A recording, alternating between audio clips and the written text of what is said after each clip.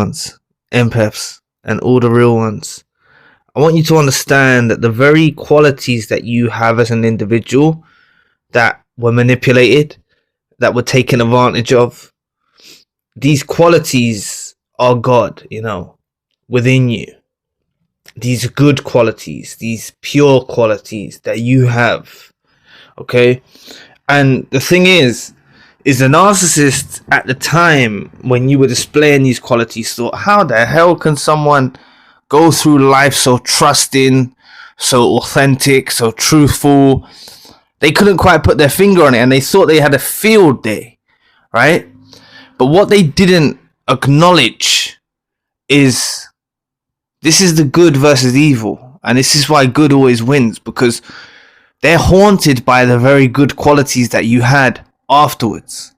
Because when they find themselves in new situations with new suppliers, and these people don't have the qualities and the essence and the pureness that you have as an individual, as a chosen one, as an empath, and they don't have these qualities, the narcissist isn't able to manipulate to the same degree or create the same dopamine rushes and neurological chemical releases in their own brain. In other words, supply from these individuals. So the very thing that they took advantage of, the very thing that they looked down on about you, right? They thought, yeah, you're a sucker, yeah, they can manipulate you, yeah, they can take advantage of you. These are the very qualities that haunt them afterwards. And you need to embrace that. You really, really need to embrace that. So they thought they could replace you. But it's not only that you're a chosen one or an empath, right? Or a genuine soul. It's actually, you are one of a kind. You know what I'm saying? God made you one of a kind. And you do have an impact and an everlasting impression on any narcissist you encounter.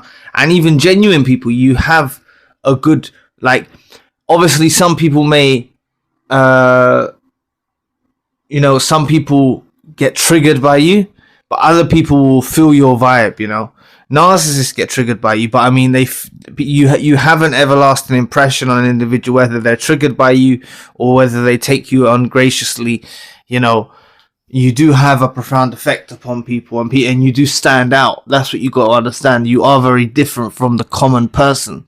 So real people will accept your qualities and treasure your qualities and treasure you and the bond that they share with you. Okay, the narcissist, on the other hand, didn't see that they become addicted to these qualities through the time that they're with you. They didn't realize that this has such a profound effect upon them. And that's the good nature, right? Because it's a battle of good and evil. All right, it is a battle of good and evil. And this goodness that you carry, and I'm not saying you're perfect. That's something that's real common misunderstanding when you talk about chosen ones and empaths. People say, you think you're perfect, it's narcissistic and all that. No, it's just it's because you've encountered evildoers, you've encountered backstabbers, fakes, phonies, and you know the difference to know that that's not what you're searching for, that's not what you want to be a part of, and you're certainly cut from a different cloth compared to those individuals, right? But still, like I said, this narcissist thought this was a gold mine. They thought they could take advantage of you. They thought they could use you up and throw you away, discard you, cast you aside in whichever type of relationship, because this happens in all aspects of relationships, right? It's not just romantic. And now they're out there with these new suppliers and they don't have the same qualities. They're not, in touch with God like you are, right? The narcissist is useless in those situations. All right. If they're around toxic individuals, they're useless. What manipulation can they do to someone who's a complete phony, right? Someone who's a complete deviant, someone who cheats on them, someone who lies to them, right? How can they take advantage of that? Because they just met their match. That's what happens. They meet their match afterwards. There's a huge misunderstanding that narcissists constantly go around and just go on to the next person, and the next person's a victim, and it's not like that.